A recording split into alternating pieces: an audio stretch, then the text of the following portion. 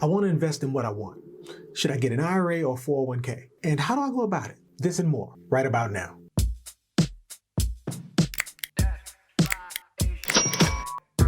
I wanted to use the last call that I have with one of my clients to address this topic. See, I've got a client who's a physician, and he called frantic because he has this opportunity that he wants to take advantage of. So he's got a few IRAs, I believe, with Equity Trust and TIAA, I believe. And he's interested in at least transferring one of those into a self-directed IRA so that he can invest as quickly as possible. He can then have checkbook control to achieve double-digit returns for his retirement. The structure of this deal looks something like this. He is connected with a real estate investor who has his sights on fixing and flipping a small self-storage facility in Tennessee priced around $225,000. The goal is to put an additional $25,000 into the property and sell. The investor has about $150,000 of the $250,000 needed. The offer to my client is to be a hard money lender in the deal and bridge the gap between the $150,000 and $250,000 needed. Meaning, my client will lend $100,000 to this project for some duration of time. And if I had to guess, I would say somewhere around 6 months. The self-storage facility is projected to sell at about $450,000. The original investor stands to make potentially $200,000 in profit. After paying my client back his $100,000 plus $20K, the original investor stands to clear $180,000. And as my client, who wouldn't be satisfied with making $20,000 in 6 months? And from the investor's perspective, giving up $20K is nothing compared to the big picture. See, it's a win-win for all. And I bet for you real estate investors out there, you didn't know that self-storage was so lucrative. See, with a self-directed retirement account, he's still in a position to be able to invest in those same stocks and mutual funds in addition to being able to invest in real estate. So there's a lot to unpack here. When trying to decide whether you should have an IRA or 401k, there are some basics that you just have to understand. A 401k has to have a sponsor. But what's a sponsor? Take, for instance, this physician. He has a current employer 401k plan, which means the company that he works for also provides him with a 401k. So who's the sponsor for that plan? Right. It's the company in which he works for. So it's the hospital or whatever the organization in which this physician is employed with. They sponsor his 401k plan. They also do a match. So if you are going to have your own self-directed 401k, you too also have to have a sponsor. A lot of people think that sponsor has to be a company, but that's not 100% true. You just have to have a sponsor. And that sponsor can be any 1099 income.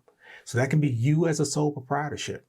That can be an LLC, an S Corp, or C Corp.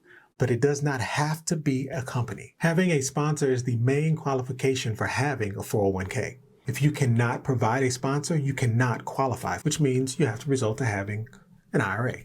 And a self-directed IRA is just as good. It's just not as flexible as a 401k. And we'll get into some of the whys. After sharing this detail with my client, he mentioned he's in the process of creating an LLC for a private practice.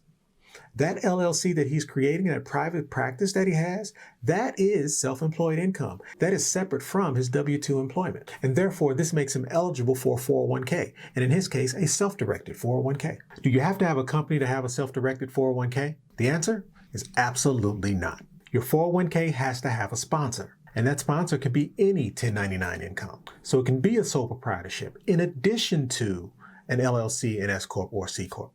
So let's say you open up a self-directed 401k and you start that 401k as a sole proprietorship. And therefore, as your business grows and your position improves and you want to create a company to add more protection, it's as simple as changing the sponsor. We would change the sponsor from a sole proprietorship over to your new LLC or S Corp. This process is quite simple. See, most don't realize how much more desirable a 401k is over an IRA.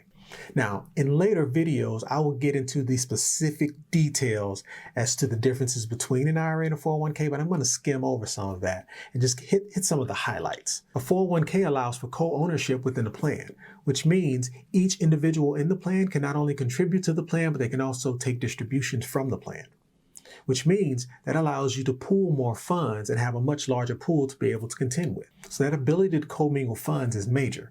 You can't do that with an IRA. Why? Because an IRA is an individual retirement account. Only one person can have one. Contribution limits for a 401k are what? 3 times that of an IRA? Depending on your age, is $19,500 and $26,000 if you're over 50. Whereas with an IRA, the contribution limits are $6,000 and $7,000 per year. I don't know about you, but when you're looking to shelter income, the ability to shelter $7,000 versus the ability to shelter $26,000 is quite significant. Why would you ever want an IRA? And here's the thing, most people only know about self-directed IRAs. You know why? It's because they're easy. They're easy for banks to produce, and they're easy for banks to consistently be paid on. Whereas with a 401k is a qualified pension plan. You are not required to have a custodian, which is just a fancy word for bank. You're not required to have a bank with a 401k. So therefore, we use what's called passive custodians, and therefore banks don't make as much money. So that's why you don't hear as much about 401ks as you do IRAs, or in this case, self-directed 401ks as you do self-directed IRAs. And I know your next question. We've talked a lot about IRA and 401k, and not once have I mentioned Roth. So what about Roth dollars? Well, Roth conversions change nothing.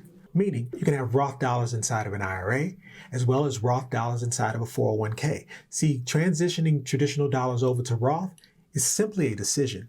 It's not some drawn out process or some paperwork that has to be extensively filled out. It's a decision that you make. At any time, you can convert all or portions of your traditional funds to Roth dollars. And as mentioned, the first step is to decide.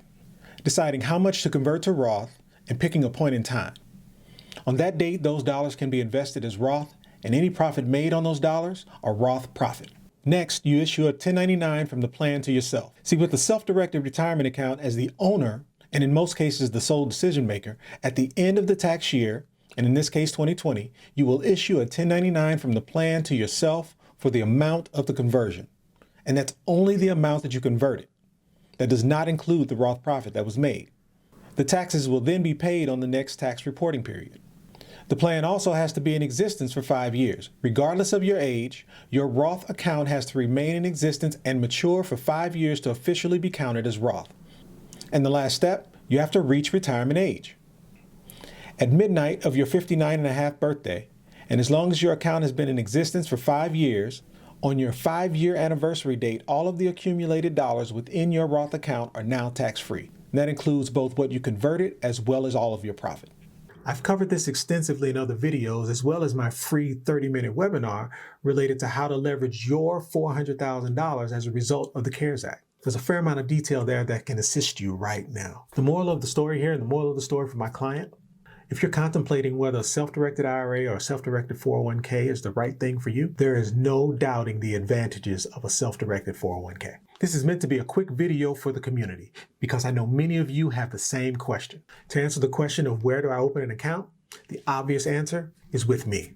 Why? Because you can't beat our relationship building and you can't beat our customer service. So as always, please like and subscribe, but most importantly, please share this with at least one other person. I'm Donnell with Self-Directed Strategies, and I thank you for your time.